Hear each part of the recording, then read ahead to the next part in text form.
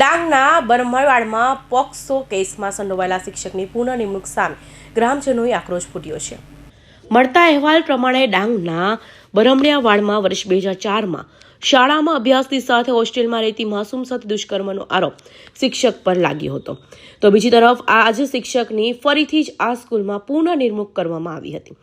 વાલીઓના જણાવ્યા મુજબ જો આ શિક્ષક ફરી શાળામાં આવશે તો તેમના બાળકોની સુરક્ષા અને ભવિષ્યમાં જોખમમાં મુકાશે, તો આ શિક્ષકને તાત્કાલિક અસરથી દૂર કરવામાં આવે તેવી માંગ ગ્રામજનો અને વાલીઓએ કરી છે।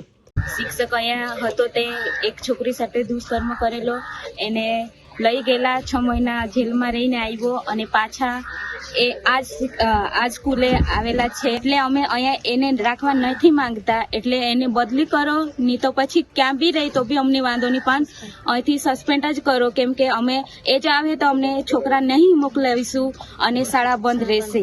જે શિક્ષકે દુષ્કર્મ કર્યું છે એ શિક્ષકને પાછું એ શાળામાં નિમણૂક આપી છે, એ અમારા ગ્રામ વતી અમારો ખૂબ જ વિરોધ છે।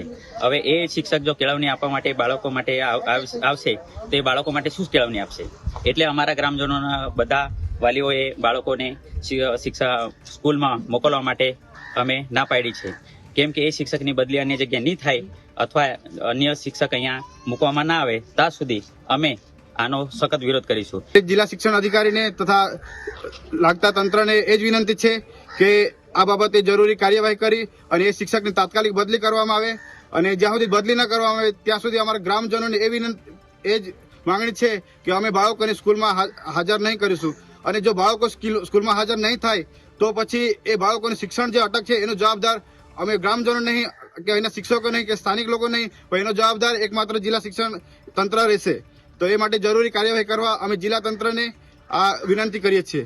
વર્ષ 2004માં જે શિક્ષક વિરુદ્ધ હોસ્ટેલમાં બાળકી સાથે દુષ્કર્મ અને પોક્સો હેઠળ ગુનો નોંધાયો હતો, તો બીજી તરફ શિક્ષક મધુકર રામજીભાઈ રાઠોડને કોર્ટે નિર્દોષ જાહેર કર્યા હતા અને તંત્ર દ્વારા ફરી આ શાળામાં હાજર કરવાનો આદેશ ગ્રામજનોને ઉગ્ર વિરોધ નોંધાવ્યો છે। તો કૌશિક પટેલનો રિપોર્ટ, INTV ન્યૂઝ, સુરત।